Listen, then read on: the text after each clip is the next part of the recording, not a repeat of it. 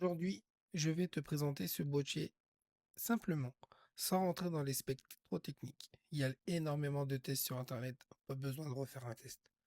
L'idée aujourd'hui, c'est de répondre à une question simple. Est-ce qu'un boîtier sorti en 2022 est encore pertinent en 2026? Tout d'abord, je tiens à remercier Digit Photo pour la mise à disposition de ce Canon R7 ainsi que les deux objectifs, le 18-150 ainsi que le 100-400 mm.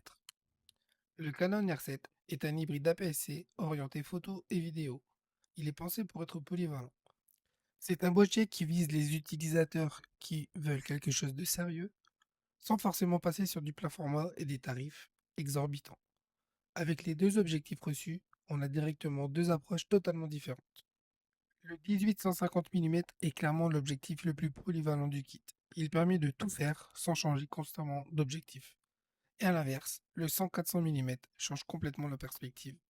On passe sur quelque chose de beaucoup plus axé sur la distance, les détails et les sujets qu'on ne peut pas forcément approcher.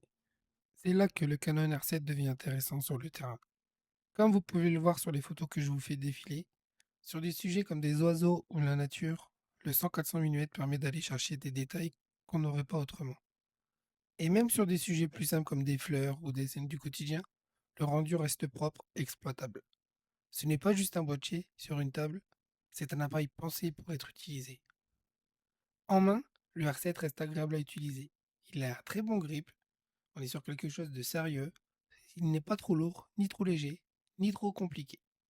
C'est un boîtier qui peut accompagner plusieurs types de sorties, que ce soit en photo ou en vidéo. Alors je pense que tu as la réponse à la question. En 2026, le Canon R7 reste un boîtier totalement pertinent. Il n'est pas le plus récent, mais il n'est clairement pas dépassé. Tout dépend de ce que tu recherches. Si tu veux un boîtier polyvalent, capable de suivre sur différents types de scènes, il fait largement le travail. Moi, j'adore. J'adore cet appareil, c'est une tuerie. Comme vous pouvez le voir, l'écran est plutôt lumineux, assez facile à lire. Là, je vous montre le 18-150 en direct. Donc là, vous pouvez voir l'objectif avec le téléobjectif, qui est déjà un très bon zoom pour la vie de tous les jours, même pour du portrait. J'ai fait beaucoup de photos avec mon fils que je vous montrerai pas parce que c'est perso, mais j'ai fait beaucoup de photos de mon fils avec cet objectif, ça marche vraiment du tonnerre. Nous passons maintenant au 100-400, toujours de chez Canon. Là, on s'éclate vraiment en animalier. J'ai été sur la plage de Calais et le dragon, déjà c'est une tuerie.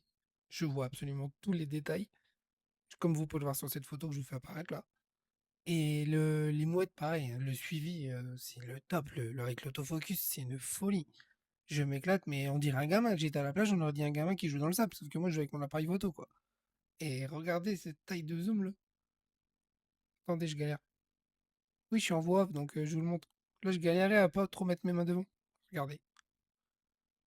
Donc là, quand on est à cette distance-là, croyez-moi que je peux même voir les Anglais hein, qui me font coucou hein, depuis Calais.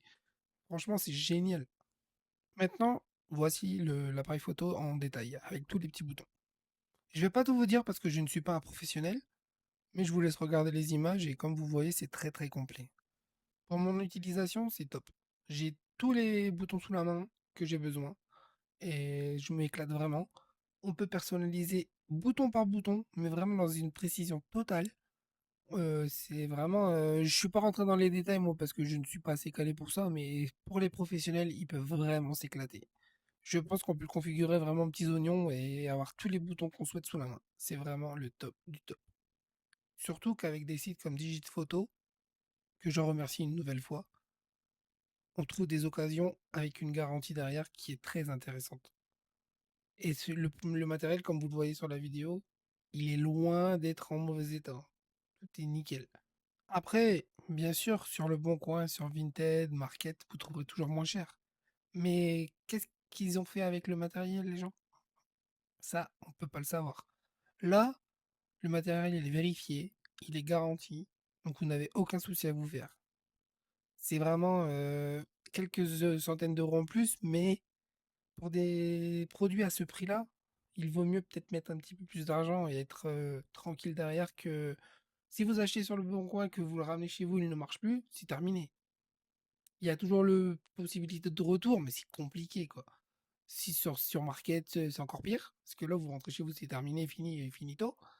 Donc, faut vraiment faire attention avec ça. Donc, pour moi, acheter sur une boutique d'occasion telle que Digit Photo, c'est génial. D'ailleurs, si vous achetez sur Digit Photo, je vous affiche le code. Tapez La Vision dans code créateur. Ça m'aide beaucoup pour vous faire encore plus de contenu.